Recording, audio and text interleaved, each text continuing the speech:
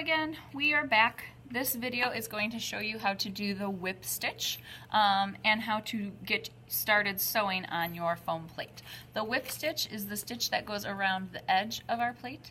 The whip stitch is a great stitch for doing edging on any of your sewing projects. So if you want to decorate the edge of your material or whatever you're adding yarn or string to, the whip stitch is a great way to kind of create that detail on the edge.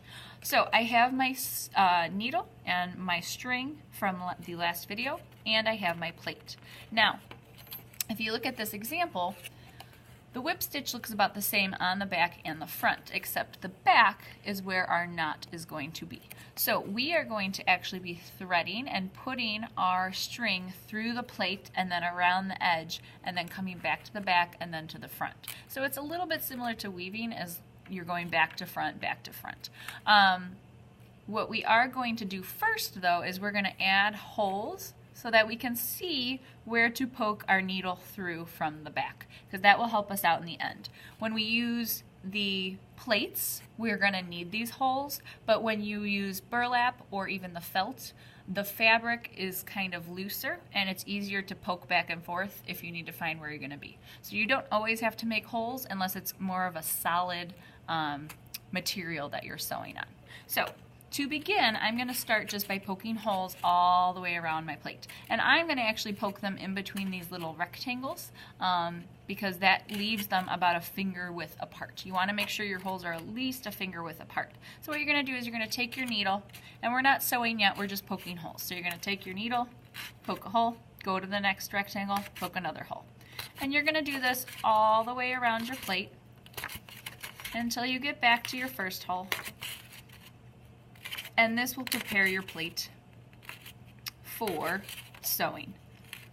Make sure you're not poking yourself with the needle. It is kind of sharp. It shouldn't go through your skin, but I don't want to have to give out a bunch of band-aids. So just make sure you're being careful where your hand is, where you're poking, and you can see that the foam can get pierced very easily. So I'm pushing very lightly and it's going through pretty easily. Okay, so I've now gone all the way around. I've made holes all the way around my plate and I am ready to start sewing. I have the one end of the string in my needle. The other end is with that big knot that we made.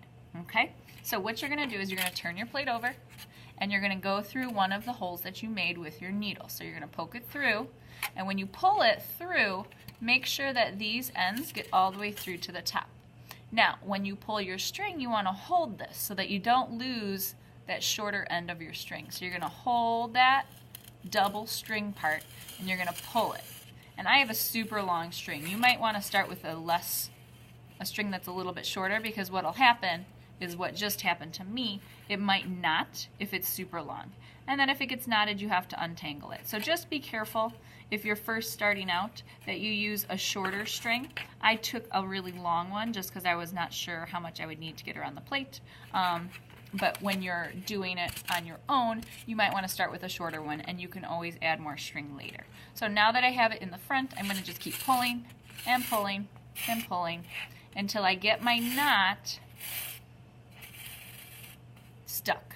Okay, now my knot is stuck in the back and it's going to hold my string in place. In the front, I have this long tail of string. So what I'm going to do is I'm going to take my string and my needle, and this is the whip stitch. So we're not going to go to the next hole in the front.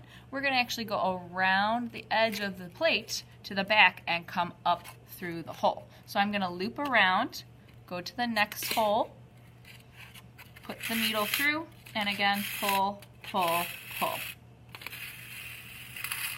Okay, and I've now just made my whip stitch. So I'm going to continue to do that all the way around the plate. So again, take your needle, you're just going to loop around, go to the back, put it through the hole, pull, pull, pull. Okay, continue taking your needle, go to the back, look for the hole, and go up from the back to the front. And you'll see that you start to get this decoration around the edge of your plate. And like I said, this is called a whip stitch. So you're kind of whipping your string around to the back, and it creates this interesting pattern on the edge of your plate. So I'm going to go ahead and pause the video until I get all the way around, and then in the next video you'll see that this is complete, and I'll show you some other ways to decorate your plate with the string and the needle.